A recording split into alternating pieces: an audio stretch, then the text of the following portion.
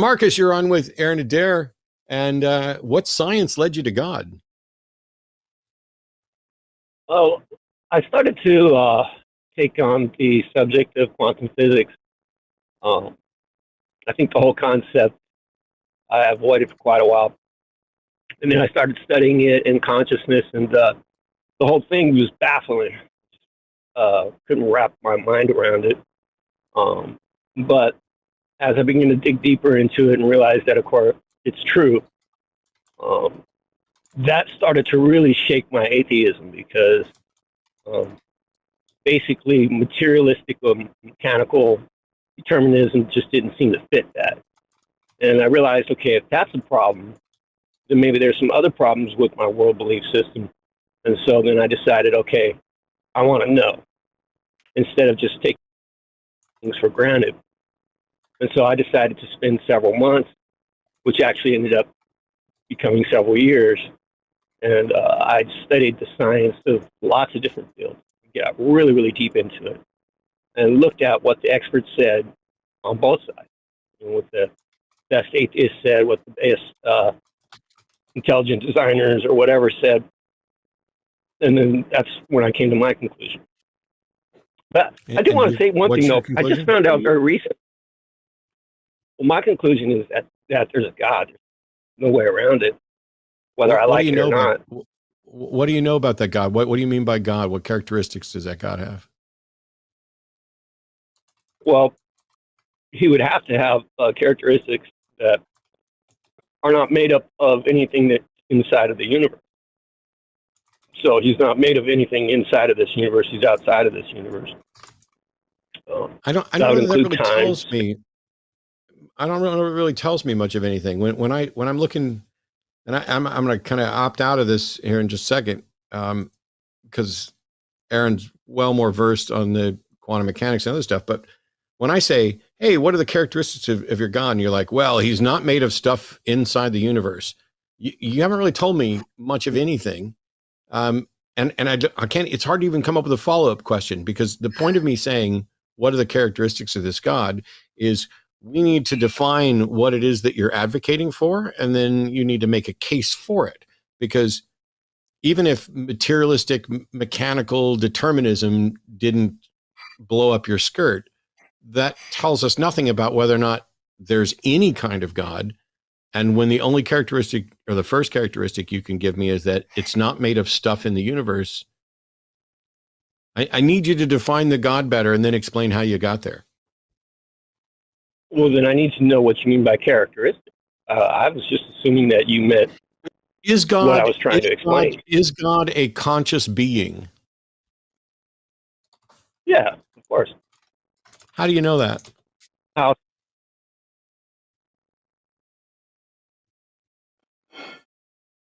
could it be otherwise? Okay, that's a fallacious argument. And in order to maintain my zen and to give you time with somebody who understands a good chunk of this way better than I do, I'm going to let Aaron jump in here, because literally my frustration level, and I've got to do 2 shows today, when I ask people, how do you know something? And the answer is, how could it be otherwise? You're not ready. Whoa. So hold on. I'll sidetrack here. No. I am ready. No, sir, you're not, which is why I'm going to stop.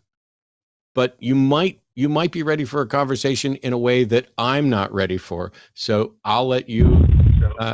Aaron's going to have follow-up questions. No, sir. That's a blatant lie, Marcus. Not only did I let you finish, but all I did was ask you a question and ask you to tell me what it is that you believe, and then asked you to justify a claim you make. You made a claim that God is a conscious being.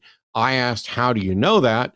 And when you came back with, how could it stop talking? When you came back with, how can it be otherwise? I opted out because of the bizarrely fallacious line of reasoning that is. And then you accused me of not letting you finish. Now, I'm going to stop talking, because if I don't, I'm going to demand that you apologize before I hang up on your ass, and that doesn't do any of us any good. So let me exercise some kindness, shift off to the side here, and see if maybe Aaron has a question that you might be better equipped to answer his question. All right, I will take my cue. So, Marcus, you started off, you said, with your journey when it came to understanding or interpreting quantum mechanics. So, let's start with that. So, you said that was according to. Sorry, say that again. Yeah, that was the beginning of it. Yeah. So, like I say, let's start from the beginning. It's a very good place to start. You said that you understand quantum mechanics requiring consciousness. Could you elaborate on why you have that conclusion? Well, my understanding of quantum physics now doesn't necessarily reflect what was happening in the beginning. In the beginning, the explanations and the theories that I was absorbing or being exposed to were laying that type of concept out. And that's one of the reasons why it was baffling. And that was the thing that led to, the whole journey and all of that. Now it's not quite that certain because a lot of new things are coming out now, especially in the field of consciousness. So, but those theories that I was originally exposed to were that it takes a conscious observer to, pinpoint the event and all of this kind of thing. And I thought, well, wait a second, if consciousness has something to do with this definitely doesn't seem materialistic. It doesn't even seem mechanical. But one thing I wanted to step back from, and apologize to both of you, is I do not mean to be argumentative. And I do respect both of you. Matt, I remember from my atheist days, and I don't mean any disrespect whatsoever. So please take that into consideration. I just need you to talk to Aaron and answer the questions. Yeah. All right. So I'm still a little bit hung up on you saying that observations in quantum mechanics require consciousness. And I'm going to just say that's actually not true. To do anything that we would call a measurement or an observation in quantum mechanics requires some sort of interaction, and the interactors don't need to be conscious. Two electrons observe each other and interact with each other by the electromagnetic force, by the exchange of photons, so for example. That doesn't require consciousness on the part of either electron or the photon. Nobody has to be watching what's going on for this interaction to exist. I would agree with that. That's why the beginning... Consciousness isn't necessary or even important to quantum mechanics. Right. But consciousness, though, still is an integral part of existence. And like I said, why would the you beginning say that? Was confused. Well, here's the thing, though. If quantum mechanics, which is like a foundational theory to how the universe works, doesn't require consciousness, neither does general relativity, by the way. If, like, the foundational physics that explains everything from the beginning of time as far back as we can go to now doesn't require consciousness, why would you say consciousness is somehow fundamental? It's not there in the fundamental theories. Well, first off, what I was first exposed to, I no longer believe. So I don't think that consciousness necessarily has to have any part of quantum physics. But that was the thing that first started to blow my mind, was these theories that some people had. And those theories, by the way, were way back in the beginning of quantum physics by some of the different scientists and stuff. And we have a different understanding of that now. And I understand exactly what you're saying, and I'm pretty much on board. It's difficult to say. But you do know, though, that there's a new development. I think it's Penrose, who's suggesting that quantum physics has a part of consciousness, that consciousness is held, I think, in some type of a quantum field or something like that. Have you heard about that? What Penrose has suggested, and he first wrote this in a book called The Emperor's New Brain, if I'm not mistaken, along with who knows how many other papers. I have to check that. But basically that there are supposed to be structures in the brain that can actually maintain quantum superpositions longer than you'd expect, and these more stable quantum superpositions and all the weirdness that happens with that can actually manifest at a macroscopic scale, and when they collapse, that these sorts of things are somehow related to consciousness. Honestly, I don't even get the idea of something is quantum, therefore there's consciousness. To me, that has always looked like this is weird, so therefore they're related. That's always how that argument has looked to me. Now, if you're talking about recent developments, there was apparently some recent study suggesting the existence of brain structures that seem to have like the possibility of maintaining signals that might also carry quantum information longer than expected. I have not looked into that.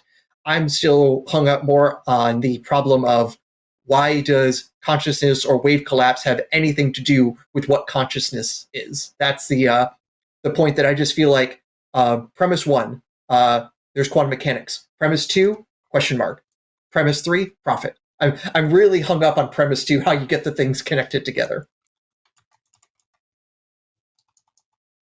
Well, we still have a real problem with consciousness, the hard problem and all of that. But I would say that I don't know how quantum mechanics even helps address it. With all you can, the most I can think of is because of quantum mechanics having this randomness element to it, it could help then explain how our brains jump to things that you wouldn't have otherwise expected. But unexpected isn't the same thing as consciousness. And honestly, if that's actually how consciousness is, that it's basically just the roll of dice, it sounds like my brain is an oversized D&D game. No, well, I look at it more as a field of possibility, where we get to choose. Mean? But well, when we look at physics, right, it's all a matter of fields and things like that. And when we look at quantum physics, we have the uncertainty principle, but there are certain limitations within that, so that an electron can't be just anywhere; it has to be within a certain range. And I believe now that we do have active choice and free will. Let me ask you this: is there any possibility that consciousness could be in the realm of a non-materialistic type of framework? Honestly, I don't even know how immaterialism actually helps, because what happens there is they just say the fundamental material is conscious. So where does consciousness come from? The stuff that's conscious. It feels like, oh, you are answering the question by just restating the question. It feels like there's no progress. How do we have consciousness? We have conscious stuff. Thanks. While conversely, on a materialist paradigm, you could at least try to build up and say interactions between brain cells by the connections of neurons, and the structures there can be at least analogous to how we do logic gates in electronics that allow us to, well, have this computer currently working in front of me and do things, especially if I load a primitive version of ChatGPT onto there, and all of a sudden it's at least doing things that start to look like consciousness. Not that I'm saying what happens in a computer, what happens in a brain is identical, but that we can work up from basic material, non-conscious stuff and get stuff to pop out that starts to at least look like things making choices or things aware of their surroundings. The stuff that we ascribe to consciousness, that at least looks like we're making progress one other place. The other one is just saying, the stuff is of consciousness is conscious stuff. It feels like it's not even attempting to make progress. All it's doing is just saying, I don't know how materialism does it, therefore magic dust. It just really feels like not even trying to help. And it also doesn't help the fact that in many ways, it looks like consciousness is kind of on a scale of things. So I am unconscious when I'm asleep. I'm kind of partially conscious before I get my coffee in the morning. My cat has a lower level of consciousness than I do, but it's still the same sort of stuff. So how is it that we basically look at, say, hey, it looks like there's this great relationship between the brain structure, and levels of consciousness, but actually what's going on is something immaterial and the brain has nothing to do with it. It just happens to be really ducking correlated with everything that we would call conscious experience. If I mess with your brain, I mess with your consciousness. That is hard to expect on non-material theories. Well, I think there's definitely a link between the two, but I don't necessarily think that explains the totality of it. But I would say this, though, that hang on, is a field, Marcus, a material thing. Marcus. Mm-hmm. So I'm still waiting for any sort of demonstration that any of this points to there being some kind of God that's a conscious being. But when you respond, when Aaron's pointing out things like, hey, you can inject chemicals into a brain and alter what we describe as consciousness. And then you're like, yeah, I see that, but I don't think it's enough to explain it totally. So we went from how could it be otherwise? We went from a fallacious, how could it be otherwise, to now a fully, once we've delved into the actual subject, you're like, yeah, but I don't think that's enough. I think there has to be more. Well, whether or not you suspect there has to be more is useless until you can make a case for why there needs to be something more and why you're justified in believing that something more is a conscious God. Okay. All right. When we look at the universe using physics, right? We can boil the universe in many different ways, but we can look at it using physics, sure. Right. And we boil it down to fields.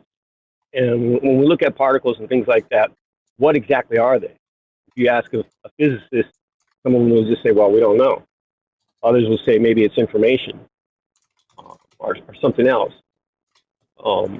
My interpretation of it is most of this is just information and fields and things like that. Right now, you're just kind of rambling on about something that still doesn't address the topic. Mm-hmm. If we just, for the sake of argument, just accept that all of fields in quantum mechanics is actually all information. Let's just throw that out there and just accept it. How do you get from that to a God exists and is conscious? Okay. Well, the information is so complicated, so sophisticated that it doesn't seem possible at all that any of that would come about through unguided process. This is a fallacy. You look at the cell. This is yet another version. Hang on. This is yet another version of your argument from personal incredulity. You just can't imagine. Aaron just asked you, how do you get to even if we grant that it's all information, and we're talking about all that, how do you get to, therefore, there's a thinking agent, God being at the foundation of it? And once again, you've just found another way to say, I can't imagine it's any other way. In this case, almost literally. Do you have a case that is, do you have a case that's an actual evidence-based argument that does not boil down to a fallacy like every other one you've tried to present so far? Actually, before Marcus answers that, if I can just also address this whole information thing. Do you know that if you open up a container filled with CO2, the CO2 fills the room? Yeah. That is an information increase. Where did God get involved? Why was that fine-tuned? That's an information increase on Shannon information theory, and it just falls out from the basics of thermodynamics. Stuff in a container, let go, fills the room. That does not require any grand metaphysics. This is just how states evolve from compressed and to uncompressed. This is, unfortunately, basic physics, and it requires nothing consciousness to create that information. All it did was open the cap on my CO2 container. Right, but that CO2 information wouldn't include instructions and things like that. But information is not the same thing as instructions. So that's actually the problem that I was afraid of, that when you hear information, you think actually information that like you can read from a book and telling you how to do things. That is not information. Information is basically just describing, like, say, the position and momentum or the field state at some particular point in space and time. That does not need to be sophisticated. That does not have to be written in. That does not require instructions. Okay, I'll get to that in one, but you wanted me to make a case. Let me make a case real quick. If that's can I do that, or? We just want to make sure we're starting from premises we agree on, and if they're false premises, we're going to jump right on top of that. Yeah, and if it's a fallacy, okay. I trust me, Marcus. If you think I sit here every Sunday, eager to go, that's an argument from incredulity. That's an argument from, that's not what I want to do. But there's absolutely no way I'm going to let an obviously fallacious argument go unchallenged. And so at each point here where we've asked this question of what makes you think there is a conscious agent God, you've basically used a different statement with almost the same fallacy. And so all we're trying to do is saying, when Aaron's pointing out that information isn't the same as instruction, that it is just, you can view it as raw data, in any quantifiable change in state of the model. So how does that get us to a God as a thinking agent, as the explanation for why that is? Okay, I'm going to make a case real quick, but first, let me just say one thing real quick. I'm nervous, okay? This is my first time to the rodeo. This is not your guys' first time to the rodeo, So I'm a little off balance. So if there are some problems in my communication, a lot of it has to do with that. So I apologize, but that's part of the problem that I'm having right now. So basically, when I said you weren't ready, I was right.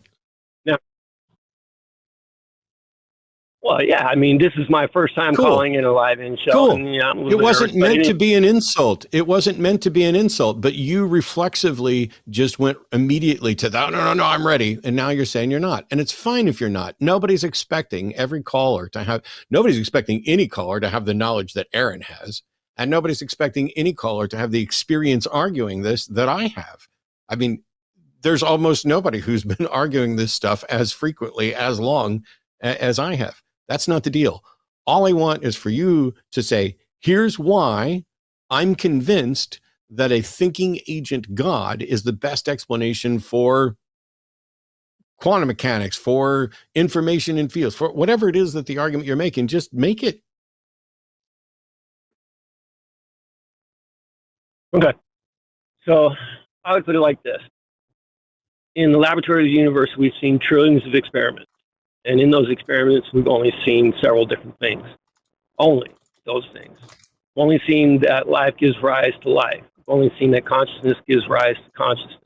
We've only seen that something gives rise to something. And so looking at that and seeing no evidence at all whatsoever of the contrary, then the best possible explanation to me would be that life gave rise to life, consciousness gave rise to consciousness, and something gave rise to something.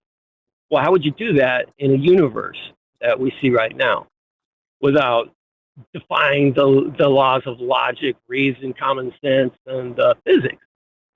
The only way to do that would be there would have to be an outside intelligent agent. No. See, here's the problem. You're looking at, you said in the laboratory of the universe, we've done trillions of experiments and we've only observed several things, that life gives rise to life and that consciousness gives rise to consciousness. I think both of those are false in that not only have we demonstrated the possibility of life arising from non-life in various models of potential abiogenesis, but a sperm and an egg are not conscious, and yet they produce a conscious being if allowed to continue and persist. And so you argued that seeing no evidence to the contrary, the best possible explanation, your abductive argument, is that therefore life gave rise to life and consciousness gave rise to consciousness. The problem is, in the lab of the universe, in these trillions of experiments, how many times have we demonstrated a conscious God? Well, wait a second. You said possibility. No. Don't do the wait a second thing. You created this particular model. Well, in the lab of the you created this particular model, and I'm asking a question about it. In your lab of the universe, in the trillions of experiences, how many argument? Why are you fucking interrupting me? Why are you trying to fucking talk over me when I'm just asking you a question? What are you? Why can I not ask you a fucking question? You're trying to talk over me. Do you want me to mute you? Is that necessary? I have sat here. I am going to mute you. I have sat here and listened and patiently explained over and over again. And when you present your model and I ask one question, that exposes the problem with your model. It breaks your brain, and now you have to be a dick to me.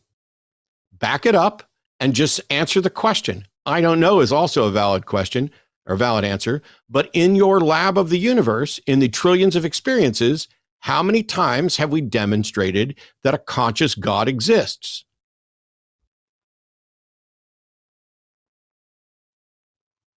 Am I allowed to speak now? Yes, that's why I asked you a question with an obvious question mark at the end of it. You want to pretend like that wasn't obvious? This is not going to go well for you. Why Answer are you the question. so involved in it? Excuse me? Why are your emotions so involved in it? I don't understand. My emotions are only involved to the extent that you constantly interrupted me after I exercised patience because you won't answer the one question that I asked you. So I'm going to ask that question again right now, and you're either going to answer it or I will hang up on you. In the lab of universe that you're talking about in your model, in the trillions of experiences, how many times have we demonstrated the existence of an acting agent God? None, and you wouldn't be able to do that. That would be impossible. So first of all, you should have just said none. By adding additional information, you now look more ridiculous because now not only are you acknowledging that it hasn't happened, but you're asserting that it can't happen. I'd love to know where you got your knowledge that it cannot be demonstrated, but also you just acknowledged that hasn't happened. In your model, you wanted to eliminate the possibility of life arising from non-life because you don't think it's been demonstrated. I think the possibility and the likelihood has been demonstrated, but let's just assume that it hasn't. If you get to exclude life arising from non-life because it hasn't been demonstrated, then you don't get to include a potential causal explanation that has also never been demonstrated. Do you see the problem in your cherry picking what sort of things you think are impossible that you are including in your model, while there are other things you think are impossible that you're excluding? Do you see the problem in that? Well, you'd have to explain this to me a little bit. When you say that, have we ever seen life give rise to God? That's not what I asked. That's not what I asked. I did not in any way say, have we ever seen life give rise to God? You're not even paying attention. I'm trying. Okay, then stop talking and listen and answer these yes or no questions. In your lab of the universe, have we ever seen anything other than life give rise to life? No. Well, actually, we have. The correct way to phrase the question, have we ever seen life arise from anything other than life? No. Okay, so you want to exclude, you in your model want to say that because we haven't observed life arising from non-life, that we should exclude that possibility, right? Yeah. Well, cool. Okay. No. It's yes or no. It's yes or no. I'm not done.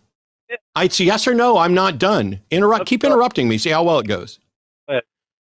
You don't think that life has been demonstrated derived from anything from life, so we should exclude that possibility. That is fallacious reasoning, and it is a bias where it is fallacious. Would you stop fucking talking?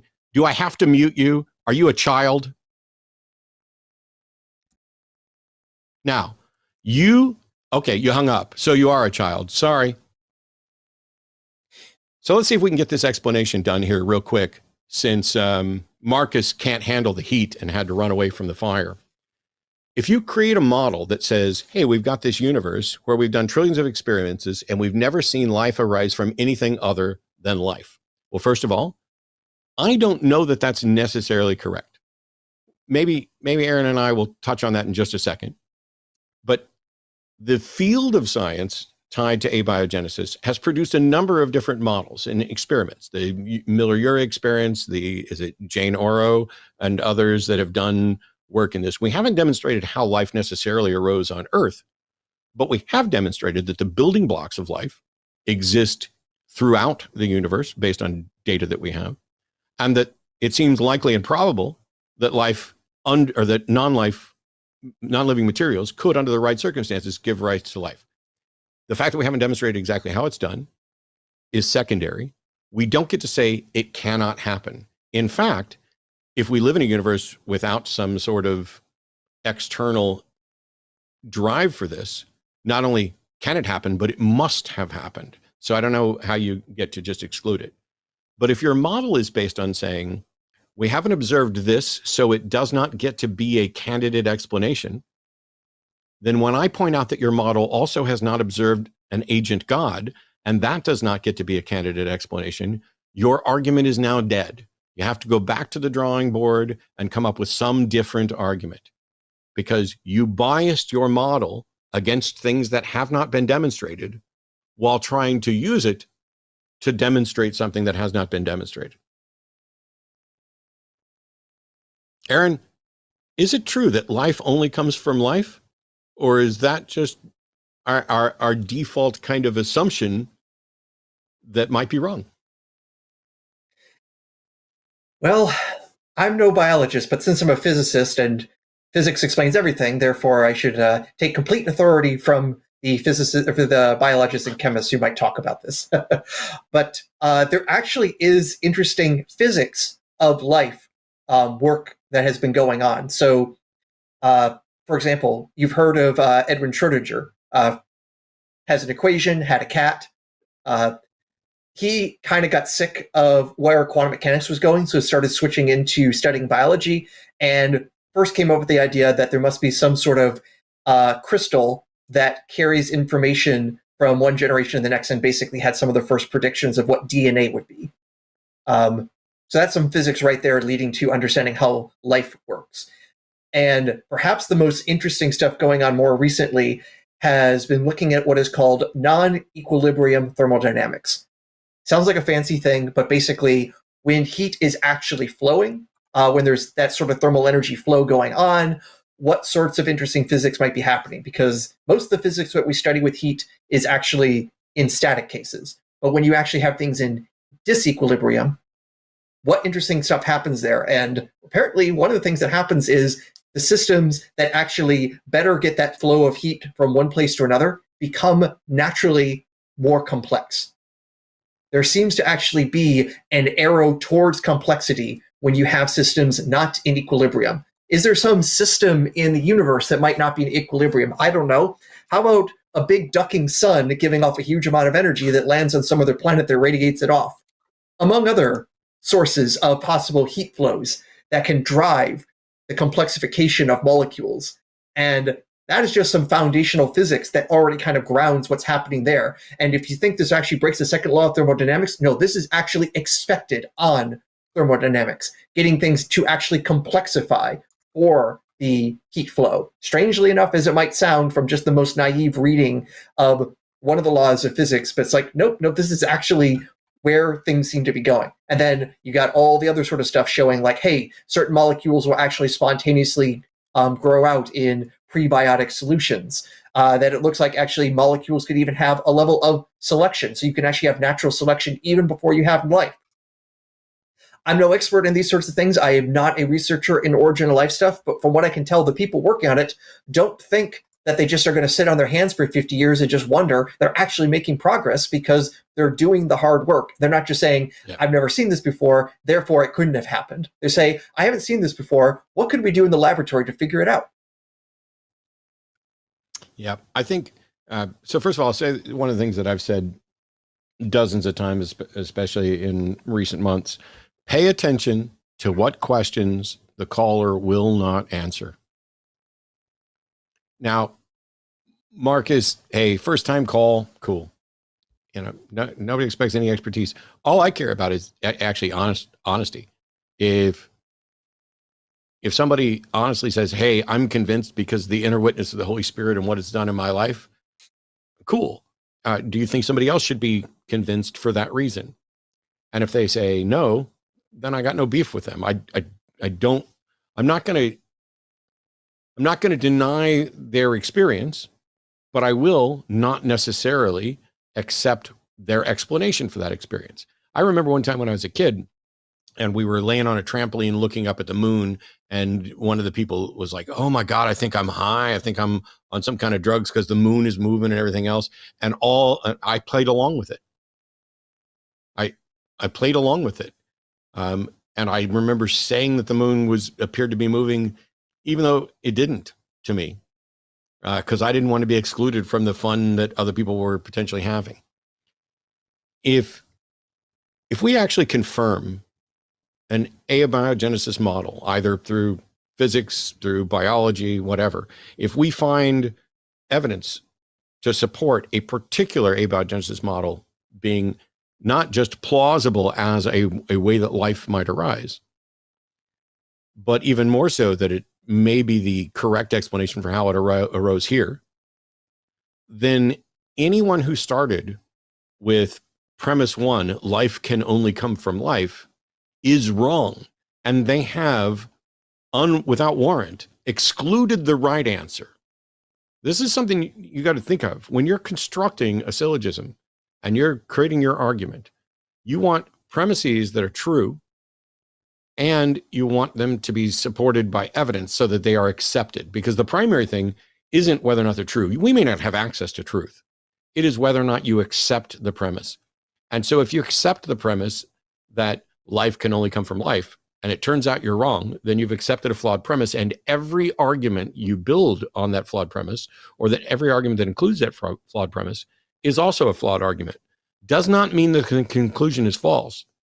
It means we can't know whether or not the conclusion is true.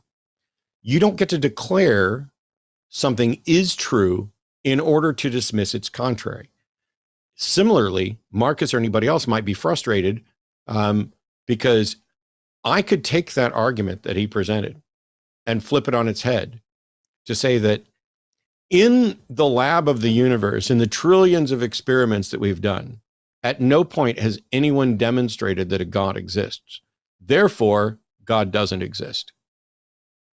You could add a step in between there, and the argument would still be just as fallacious if I'm using it to prove that a God doesn't exist than it would be as it would be when somebody's trying to use it to prove that a God does exist. If you think that, hey, I used to be an atheist, used to be a non-believer, and something about science convinced me that a God, cool, I'm in, let's hear it. But if it is, first of all, no offense to Aaron, outside of Aaron and maybe one or two other people, I'm so exhausted listening to people talk about quantum mechanics. I could puke. It's not even, it is like, it's become the kind of fad thing of, oh, if I want to sound like I know what I'm talking about, if I want to sound like I'm science-minded, I'll use this thing that almost nobody understands, and I'll use it in a way where it might it's difficult for me to spot the problem with it. And by the way, I'm not suggesting that Marcus sat down and tried to construct something dishonestly. I think Marcus is honest and confused about the reality of this. But yeah, you don't just get to say, premise one, life must come from life. By the way, let's assume that was true. Life in that context, life in the context that Marcus is talking about it, is specifically biological life on Earth in the current presentation of our universe. Does God count as biological life on Earth in our current presentation of the universe? If not, then he can't be used as the source of life, because if you're going to say that biological life in the current presentation of our universe on Earth only comes from other biological life in the current presentation of our universe on Earth, then you have also excluded God, the very thing. Your argument is flawed in like 12 different ways. That might be a slight exaggeration. I was actually thinking a similar thing when he was talking about consciousness and quantum mechanics, because I was thinking, if we kept going down the road that we ended up not going, that somehow quantum mechanics gives rise to consciousness, then doesn't that suggest that if God is conscious, he is also composed of quantum fields and he's physical? Yeah. It is a curiosity where it's like, I'd love to find a way to demonstrate. I'd love to demonstrate in this. If in fact there's good reason to think there's a God, it's not like I don't want to know. And it's not like I wouldn't still be opposed if he turned out to be a monster. I believe there are kings. I just don't think there should be kings. And I don't think we should be granting them, particular power or authority. Pull out some Monty Python. Unless they have a big ducking dragon. Then they get all the authority they want. Hello, everyone. I'm Jimmy Snow. I'm the executive producer of The Line. And at night, I sneak into Matt Dillahunty's house and I trade his cereals for other cereals. He comes out and he's like, wait, these are cereals I buy, but I swear I had different cereals. Anyway, would you like to support this channel or any specific show? You can do so over on Patreon or in channel memberships. There are special tiers for special shows or for the channel at large, and it helps us expand programming as well as hopefully very soon launch it in podcast form. Now, also, if you'd like to support, you can you can subscribe, you can leave a comment or a super thanks, which is a special highlighted comment that you pay for. Those are fun. And, screw the algorithm, go check out something over here, I suppose. Boy, I hope I can still put those icons there, because if I can't, this is going to look really stupid. I'm going to go buy some Cocoa Puffs and switch out Matt's mini wheats now.